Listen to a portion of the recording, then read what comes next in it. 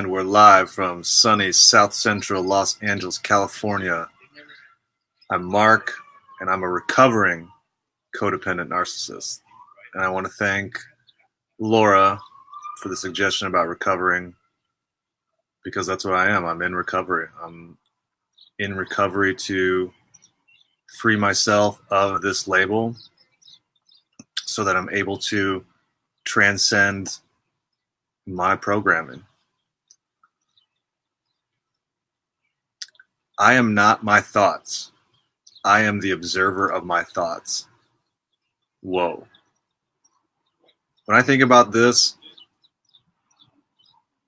I really have to focus on this. This concept is the basis of meditation.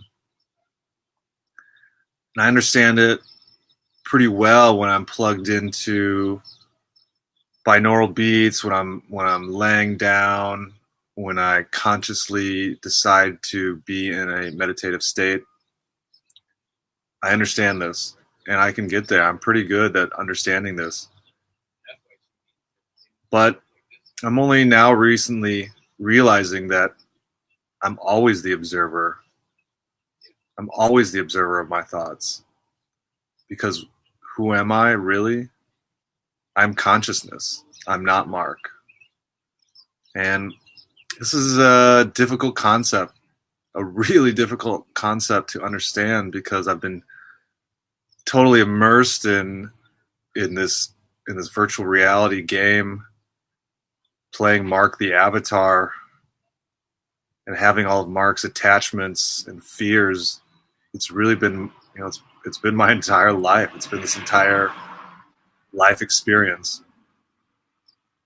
So it's a really difficult concept, and everything starts with observing your thoughts. By becoming aware of all of my thoughts and understanding this beyond a concept that I am the observer and I'm not the thought itself. I really through mindfulness, now that I have this awareness, having more mindfulness around this, so I can stay focused on being the observer. Fear really keeps my heart closed, and when my heart is closed, my chi energy is blocked and can't flow properly. Fear has many forms. Fear's not just like snakes or heights or whatever, spiders. Fears are really some of the things that I've been talking about. Fears such as toxic shame and everything that goes around that, jealousy, guilt, anger, thinking that I'm unworthy or unlovable. And these are just some of my fears. There's many more that many other people experience. When I face my fears, my heart opens more, and chi energy is allowed to really flow. And with that, the illusion of separateness ends. I'm reconnected back to source energy. This is why people have so much unconscious sex or do drugs or whatever it is because in doing so, that chi energy really burns up. When I get stoned, I'm in a pretty good place. That was one of the really real reasons why it's difficult for me to let go, because that chi energy is just flowing and just burning, and burns at a super high rate, and it feels good. It feels really good when that chi energy is flowing that way. So I'm trying to get to that state of existence without drugs, without unconscious sex, without any sort of attachment. I'm trying to do that by consciously opening my heart and keeping it open. And really, this is true meditation. So I'm pretty stoked, because I'm into meditation big time, And now I can meditate all day without, having to. My process is I listen to binaural beats. I listen to about 45 minutes of binaural beats or a guided meditation. But my process is I have to be comfortable. I have to lay down in bed, flat,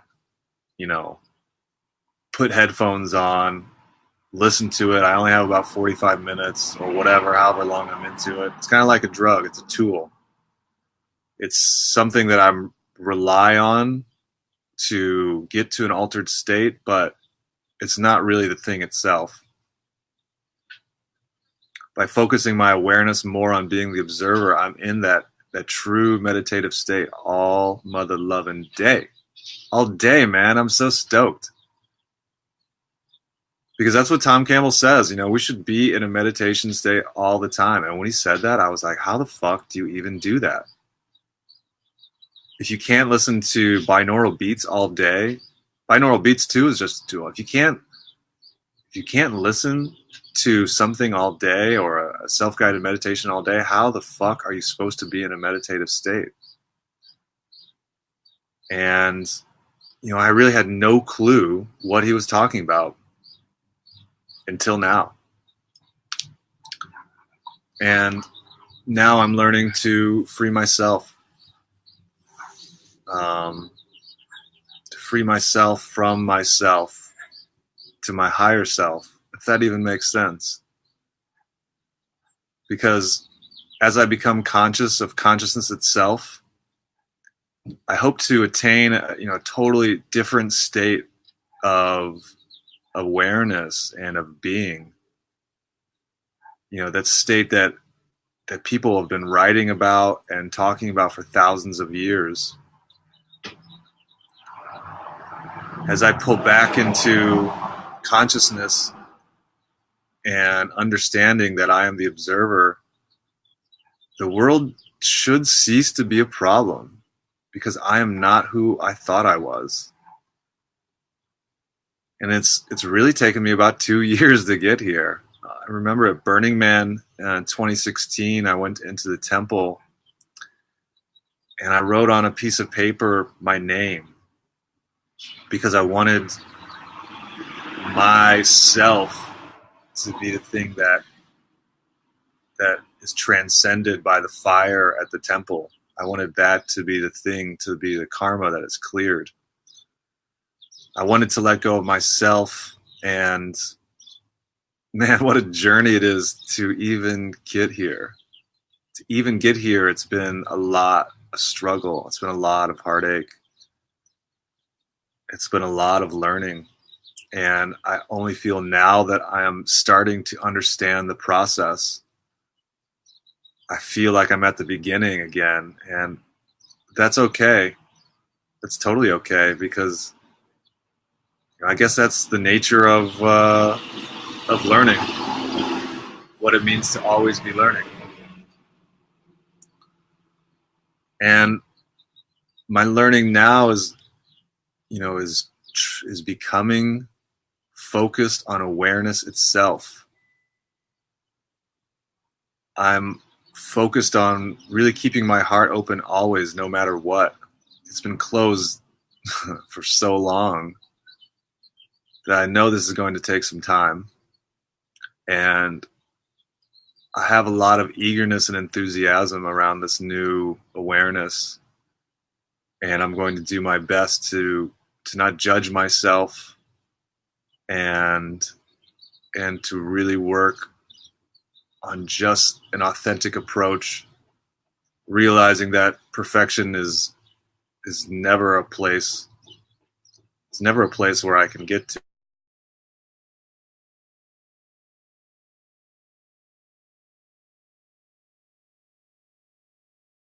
Myself off, that a closed heart, does not protect me from anything. Actually, it does the opposite. It cuts me off from the source of chi energy. It shuts me down, and I become locked inside the program. I become locked inside Mark, the avatar. So my goal is to not let anything that ever happens in my life close my heart.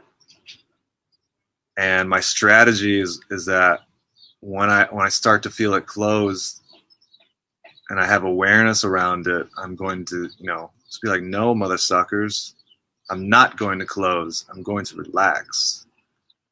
I'm going to let the situation take place, and I'm going to deal with it. I'm going to deal with it in a loving and heart-open, heart-centered manner. And I'm also going to start paying attention more when I am open, when I choose to feel love. Why can't I feel this all the time? I am consciousness, and I can choose love. I have free will.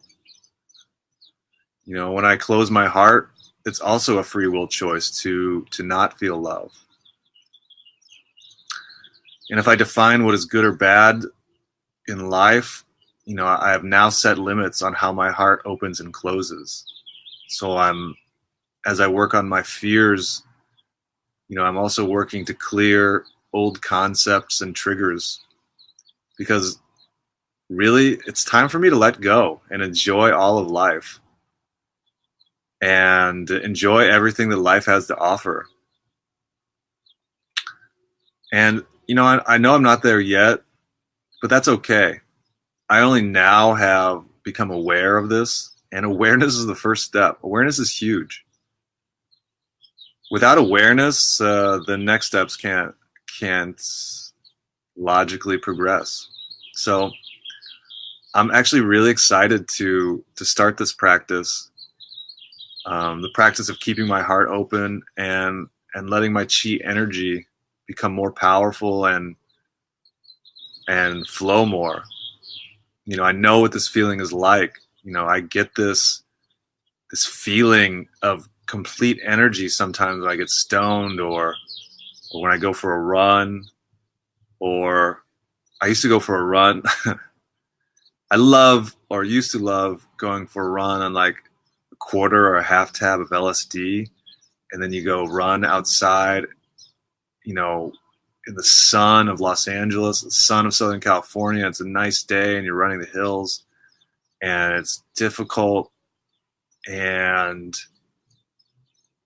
I feel like some of the times I was floating just on air, and I was faster. My time was definitely faster when I was in this altered state. And when I'd get done with the run, I would literally, my whole body would vibrate. And I mean, vibrating so much that it was palatable. I don't even know what that word is. I could feel it. And I was like, man, if I could only get to this state all the time, it would be life would be fucking incredible.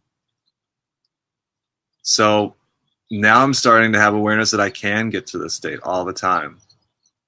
And that was just the roadmap. That was just showing me what was possible. And the way it's possible is by keeping my heart open all the time, no matter what. No matter what. Because I keep telling you suckers, and I say suckers in the best way possible, that I'm going all the way. And what I mean by going all the way is that I choose to be a source of love and light, for humanity, for the world as we're going through this consciousness evolution that many people can start to feel. People that are more intuitive know that something's up.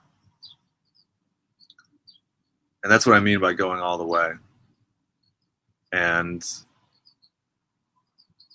this is why I do all this work on myself, to transcend my programming, even all this like codependent narcissist shit. It's not even me, homie. That's the shit I need to get over. That's the karma that I need to clear. Jealousy and envy that I talked about previously, that I have, or have awareness that I have, that's not me. That is That is programming into me that I am clearing. So if you find this message, I want to let you know that you are searching for something, and you're searching for something greater than yourself, and that searches for the truth. That's what I'm doing. I am a truth seeker. If people ask me what I am, that's what I say. So I hope my message gives you courage to speak your own truth, to be your own version of truth seeking.